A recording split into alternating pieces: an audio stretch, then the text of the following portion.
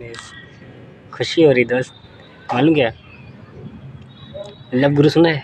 Love गुरु तो कृष्ण ही है। Love गुरु प्रेम कहानी लिखते हैं हम। आज हम एक छोटी सी स्टोरी सुनाते हैं।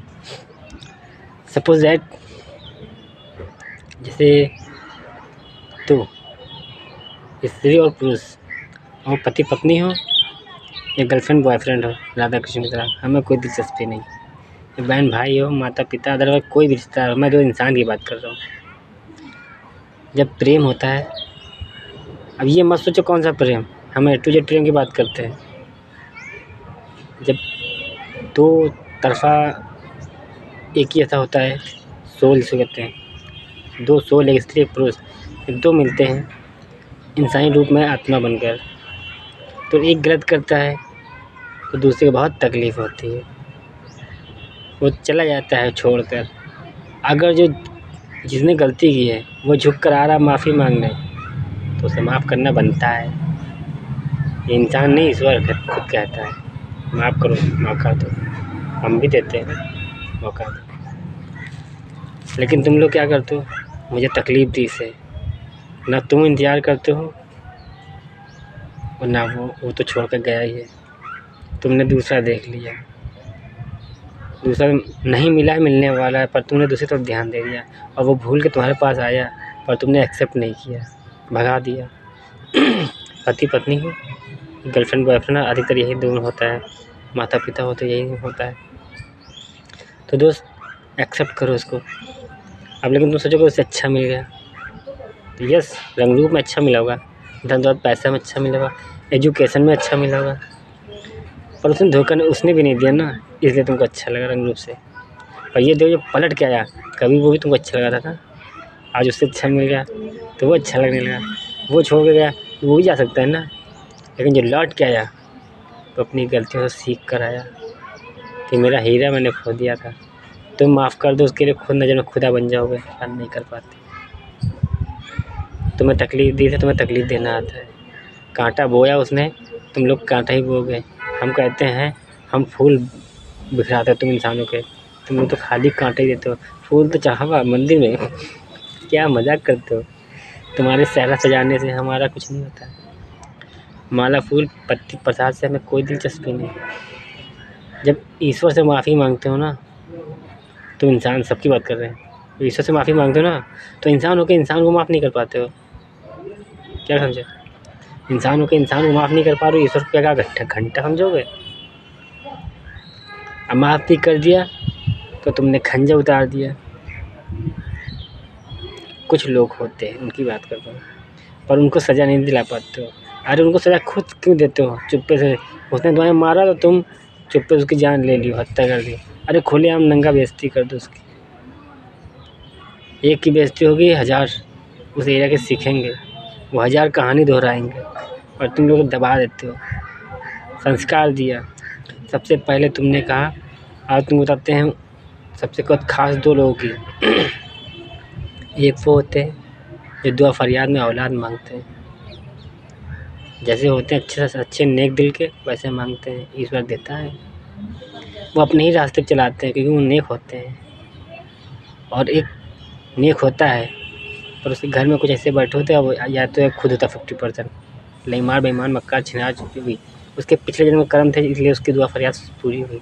उसने औलाद को मांगा, वक्त के साथ बड़ा हुआ। जब काम पर जाओ, जब काम पर जाओ, बच्चा पढ़ रहा नहीं पढ़ रहा, क्या कर रहा है, कोई दिलचस्पी नहीं। अरे काम नहीं मिल रहा है क्योंकि उसके लायक का काम नहीं, तो उसको काम नहीं मिल रहा। लेकिन नहीं, अरे बहुत सारे काम है, कोई काम करो, खाना नहीं देंगे, रोटी नहीं देंगे, लो डर। भाई घर ही वालों ने दे दिया नफ़रत का बीज, न संस्कार दी, न सीख दी। उससे पूछा भी नहीं, बेटा क्या करना चाहते हो, कमा के लेके आओ, ये करो। अब उसको नौकरी छूट भी रही है तो केवल इतना सोचो छूट क्यों रही है। अगर 6 लाख उसको नौकरी समझ नहीं आई तो यानी उसके लायक का काम नहीं है। वो कह रहा है मुझे समझ नहीं आ रहा, तो यस, वो बड़ा करना चाहता है, उसकी हेल्प करो, उसकी सहायता दो। और हेल्प कहाँ करोगे? तुमसे आगे निकल जाएगा। और कोई जलन सबसे ज़्यादा किसको होती है? अपनों को होती है। गैर क्या होता है? गैर तो कहते कोई आ रहा मैदान में, उसको उठने दो। जो बाहर के होते हैं ना, दोस्त यार होते हैं, उनकी बात नहीं करते, जो अदर जो जानते नहीं हैं, जो खाली शक्ल से देखते बात करते नहीं हैं, वो कहते हैं चलो यार कोई नेक दिल आ रहा है समाज के लिए कुछ करने, उसके उठना तो यार हेल्प करते इसकी। लेकिन सबसे ज़्यादा नफ़रत का बीच अपनों में होता है, दोस्त यार, प्रेम प्यार, रिश्तेदार और घर परिवार। वो सोचते हैं यार हमारी औलादें कुछ कर नहीं पाएँ। ये सत्य है, पूरी दुनिया की बात कर रहा हूँ, मैं इंसान की बात कर रहा हूँ। धर्म परम हम A to Z ये सब नहीं देखते हैं, ये तुम्हारा भ्रम है। सीधा कर्मों के हिसाब लेते हैं। जब हम जन्म लेके आते ना तो रिश्ते नाते मोह माया नहीं, आज जन्म इस घर में लेके आए, हमारे लिए सगे हो गए हैं। चलो ठीक है, सगे हैं, कहीं ना कहीं जन्म लिया, सगे हैं, ठीक है। उनसे बेहतर रिश्ते नाते मर्यादा मालूम निभाना, सत्य कर्म धर्म करते वचन पालन 6 जन्म में रिश्ते हमारे हैं, हमने बनाए हैं, हम ही नहीं निभाएंगे।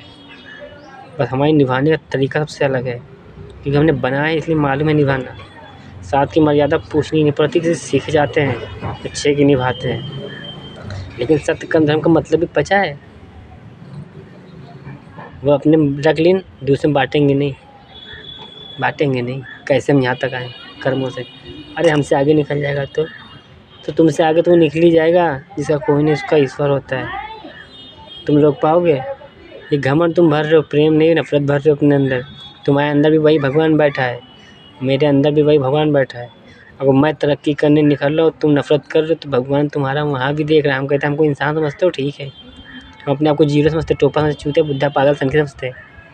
तुम लोग ग्रेट हो, गुड दोस्त। अगर तुम खाली इतना सोचो, जो मुझे देख कर नफरत फील करते हैं, कहते हैं अपने आप को कृष्णा है, कह रहे अपने आप को ये कह रहे, अपने आप को कोई उखाड़ने पर, तो वो इंसानी डिब्बा होंगे, हम इंजन हैं। अगर मेरे खिलाफ नफरत भरो ना, तो उधर भी हम बैठे हैं, धर्म में, दिमाग में नहीं, सर में नहीं। सर तुम्हारा है, दिमाग तुम लगाओ। इसीलिए हमने सर नहीं लगाया था, हटा दिया था। हट सर हमारा क्या चाहिए, श्री गणेश को यार छोड़ो यार, बुरा मान जाओगे, सत्य है, कड़वा है। तो दोस्त मान लो तुम घंटा बजा रहे हो, मंदिर मस्जिद दुआ फरियाद कर रहे हो, पवित्र स्थान पे जा रहे हो, साधु संत महात्मा तांत्रिक जा रहे हो, भोजन भोग खिला रहे हो, सारे पाप काटने के रास्ते तुमको पता है, पुण्य कमाने के भी पता है।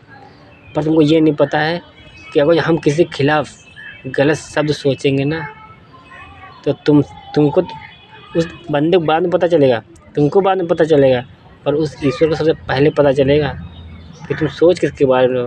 मतलब दिन भर कीर्तन भजन नींद नवारा लिए जगराता कर रहे हो, इधर जागरण कर रहे हो, उधर गाना उधर बजा रहे हो, ढोलक उधर बजा रहे हो, मंजीरा उधर, कव्वाली उधर कर रहे हो, और कुछ पल मिला तो तुमने नफरत का बीज बो दिया उसको देख के, और वो गलत बोल दे, तुमने नफरत भर ली।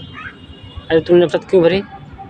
केवल इतना सोचो, अगर वो गलत बोल रहा है तो तुम्हारा ईश्वरी तो उसके अंदर भी है, शायद वो बुलवा रहा हो, पर कहाँ विश्वास कर पाओगे, क्योंकि तुम तो पाए नहीं, तुम्हें मालूम क्या। बुरा न मानने सब भाषा सत्य कड़वी है। कहा था ना द्वापर युग में, सत्य अकेला खड़ा होगा, अधर्मी की पूरी टोली होगी। तो आज पूरी दुनिया अधर्मिक टोली है, एक सत्य के सामने खड़ा है तुम्हारे, कहाँ समझ में आएगा।